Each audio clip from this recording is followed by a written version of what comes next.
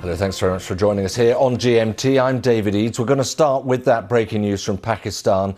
An explosion at a polling station has left at least 30 people dead just as the country votes in its general election. The blast happened in the city of Quetta in the province of Balochistan. So-called Islamic State group says it was behind this attack. Hundreds of thousands of troops have been deployed across the country to secure polling stations, which opened just a matter of a few hours ago. The general election campaign has been marred by violence. So-called IS has already claimed responsibility for some of those attacks. There have also been accusations, though, of military interference in what is only the third election since the end of military rule. We're still getting detail coming in on the extent of the violence caused within Quetta in Balochistan. But let's get the very latest from our correspondent covering the elections in Islamabad, Secunda Kermani, who joins us now. Secunda, let's just start with another major violent blow in Balochistan, this time in Quetta. Yes, that's right. It seems that a suicide attacker targeted a police official outside a polling station in Quetta, which is capital of the western province of Balochistan. 29 people are believed to have been killed. Over 40 people have been injured. As you said, it was claimed by the so-called Islamic State. They had already claimed another attack in the western province of Balochistan in the town of Mustang just under 2 weeks ago, in which nearly 150 people were killed, one of the worst attacks by militants in Pakistan's history. If we compare the overall security situation in Pakistan, though, to the previous set of elections 5 years ago, it is much better now.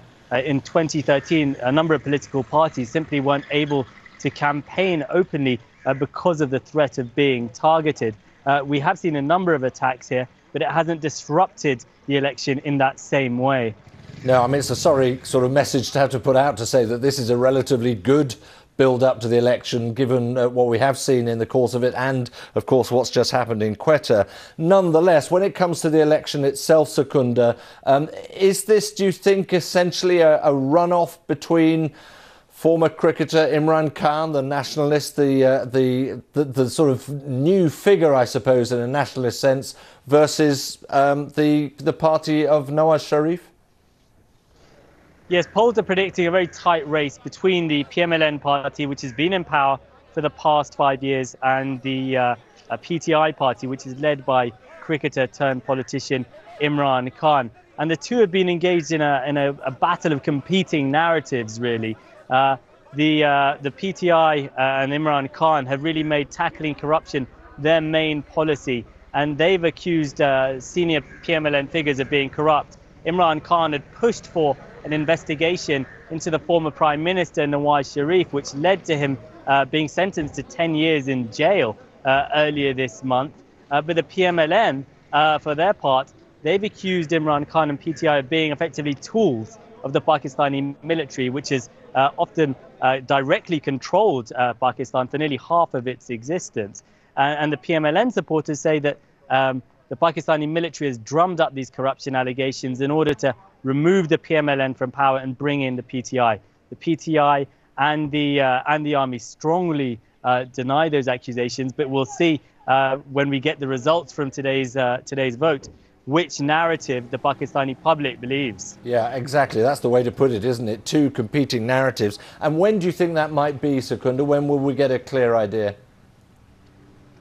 Well, polls here opened at 8 a.m. local time.